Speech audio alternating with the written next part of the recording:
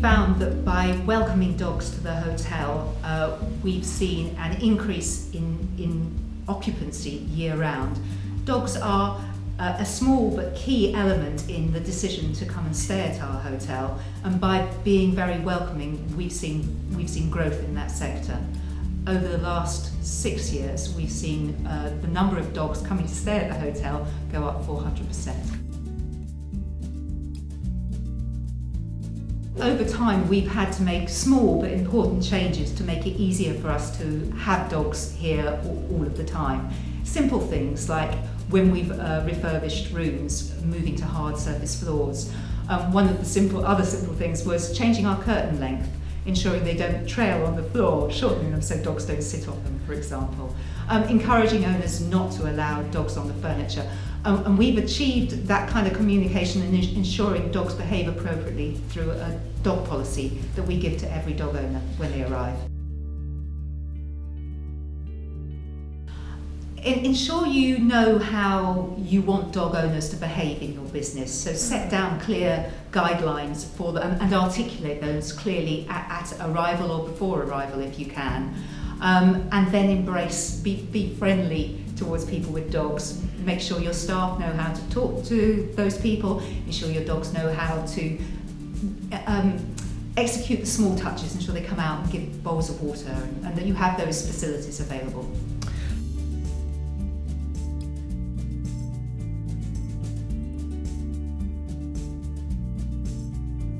If you want in the shoulder months to achieve decent occupancy, and over our hire fleet of 62 units last year with a maximum possible of 30 weeks because we're restricted in our occupancy, we actually achieved 27 weeks over the whole hire fleet. If you want to achieve occupancy levels that are very, very good, you actually need to be welcoming dogs. If you're not welcoming dogs, you are going to struggle.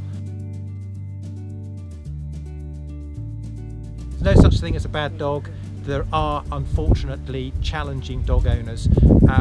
The biggest single issue is dog mess. However hard we try, and we give away free bags in reception, free dog poop bags in reception.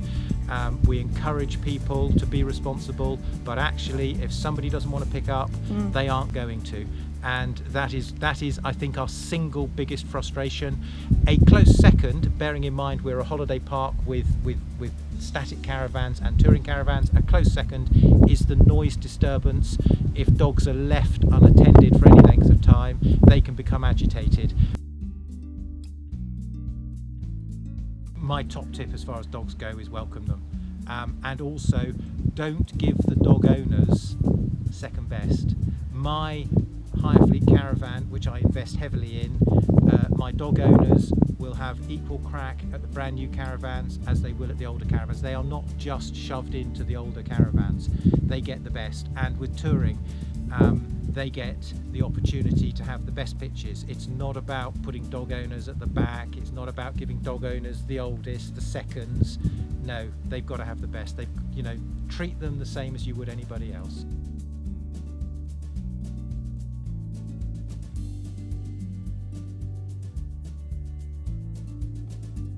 I can't offer you statistics on how many extra people we have, because I don't think we've heavily surveyed that, or I'll go away and ask after this visit.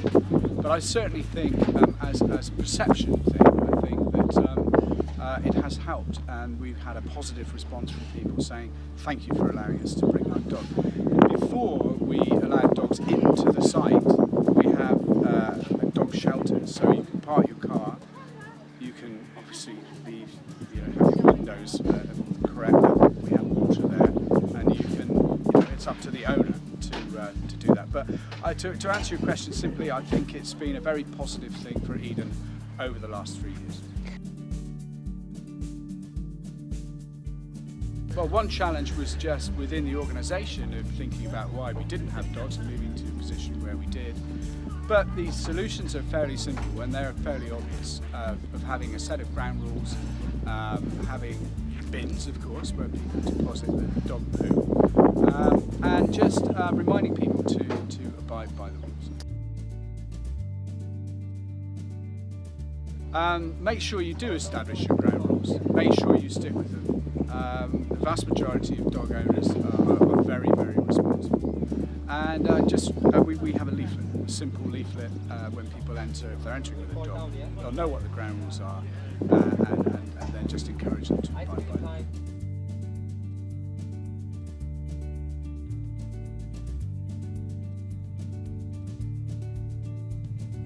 A dog is a member of someone's family. If you come to, there's a lot of dog-friendly campsites, and as Cornwall becomes dog-friendly, they want to go to the campsite, they want to go to the hotel, and as I said, those first days when we opened, so many dogs, and it has helped us improve that. We did find that we had the odd occasion when we weren't dog-friendly, when you'd have dogs in the car park, locked away in the cars, and that's really not a good thing. The biggest challenge for us, and we still kind of encounter it, is a 200-acre estate.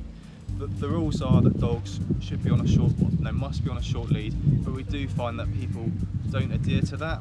So it's quite hard to enforce, but the biggest challenge is keeping dogs on leads for wildlife reasons, for livestock reasons.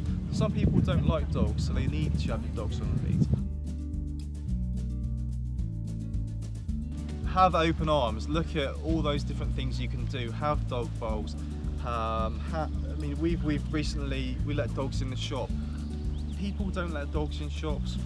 Why? It's not a food place. Think about why you're not letting a dog in a place, and can it be allowed in that place?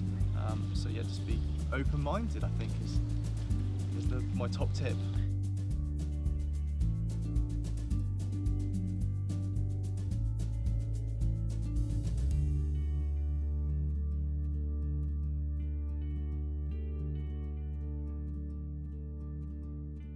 I would say it's definitely put us out there with sort of marketing.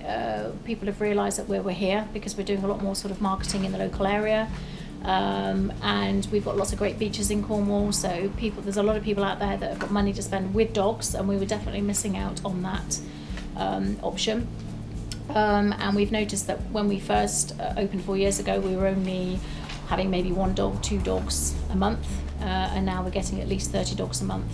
And people that come with dogs like to sit in. We offer sort of a takeaway service, so people can order takeaways in, sit in our lounge bar area, get a bottle of wine, and they can do that with their dogs, which is really great. They don't have to rush off into town, so it's actually keeping them in the building, spending extra money, whereas they might have gone somewhere else.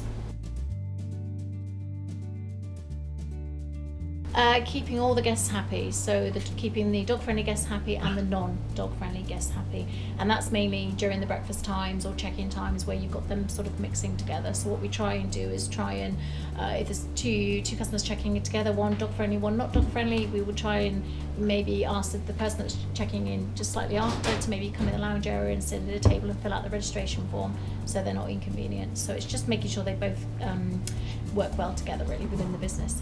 And what do you do at breakfast? Breakfast times, dog-friendly guests come in sort of the last 15 minutes of the breakfast service, and then they can have a nice leisurely breakfast. I would say try not to have too many rules. I would say don't charge for the dogs because they're not really costing you any money to have them here, to be honest. We all know that. Make sure there's plenty of dog treats. Be a little bit flexible where you can. And be very clear on your website what you can do to help and what you can't. And if you can't do something, try and find somebody who can do it for them. So if you can't look after the dogs, try and find some dog sitters that can, or people that can walk the dogs for them. Sometimes you get guests that want to go to the theatre, they're driving over, they're staying for an hour. They're going to the Hall of Cornwall for the hour.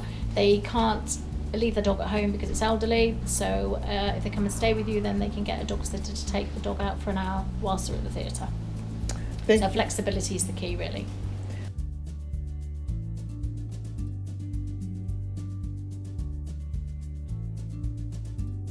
I think it's brought more customers to our business. Even, for example, this wedding, the groom's turned up with his dog. So, it's kind of, we do have quite a lot of, I think because people don't always go, to get a pet passport, go overseas. it's more challenging. And also putting your dog into kennels is not cheap. And what's the point of having a dog if you can't take it on holiday and do long walks with it, which is what the kind of tourism we have. I mean, most people who come here, they like to walk, and it's lovely to have a companion with you when you're walking. So.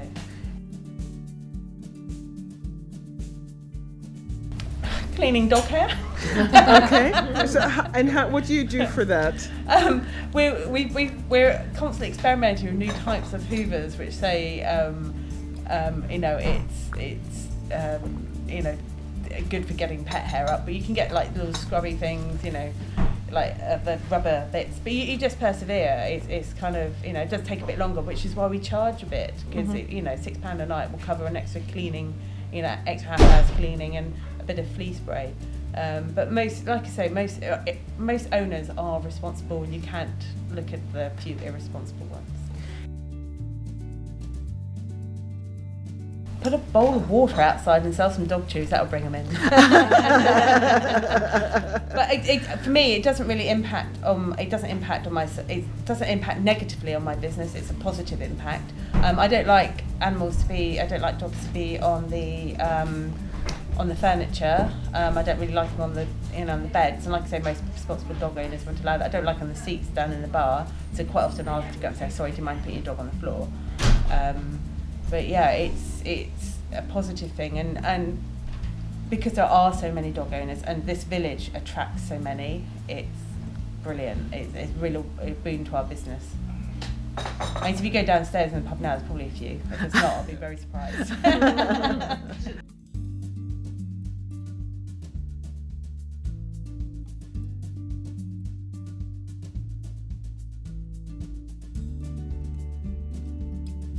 It's opened up the market to a lot more people than it would be if we were no dogs, because a lot of people, they want to come away with their dogs. They don't want to put them in kennels. They want the personal touch. They come on a holiday to go walking, to go to attractions, and a lot of the attractions down here are actually dog friendly. So they want to go and see them with their dogs, because the dogs are part of the family. Occasionally, the biggest challenge is sometimes meeting the guests' requirements. Is when they have a dog. So if they would like a specific kind of room or a specific facility in the room, sometimes that's what the most difficult part of it. But if we do work around it and do the best that we possibly can to accommodate everyone in the hotel, I'd totally recommend it, because you open your business up so much, and it's more relaxed. People feel a lot more relaxed that you can accept dogs, and rather than you want everyone to enjoy the holiday as much as they can, and dogs are part of their family, so you want to bring them down. So yeah, definitely go dog friendly.